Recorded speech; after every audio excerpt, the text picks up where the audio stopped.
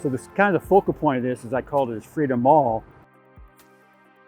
Of course, the plaque we looked at earlier talks about slavery and how it impacted this part of the country in the early 1800s.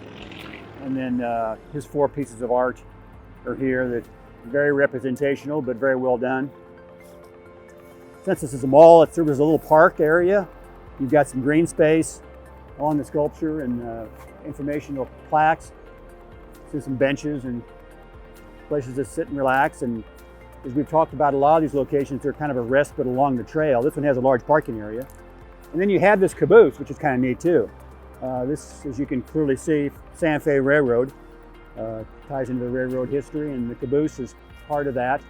It was donated to the Riverfront Heritage Trail organization several years ago. It sits up on a piece of railroad track, and you can kind of see what a rail car would have looked like back at the turn of the century. And another project like a lot of this was all done through a combination of public and private funds, grant opportunities. This was a location that became a great little stop along the trail.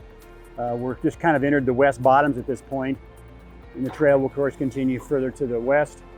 And we're probably at this point about 3 miles from Berkeley Park, so that's about as far as we've traveled from when we started, having gone down the trail up over the overpass, through the river market, past River Bluff Park, and then we came across the Bruce Forrester Viaduct, which is another structure, that new bridge we came across that helped connect it. And you may have seen the bike lane along the bridge to get you to this point, and provides a stop along the trail.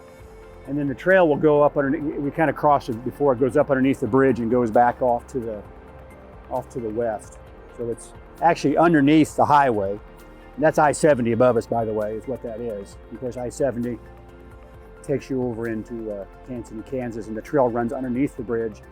When you get under the bridge, you cross over another bridge at the lower level, and it takes you to Call Point.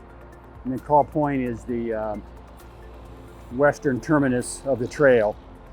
Anyway, this park then talks about the railroads, it talks about slavery, and talks about, again, in a lot of cases, the history of Kansas City and how it became a city, going back in time from that little town of Kansas that was just a little settlement along the river.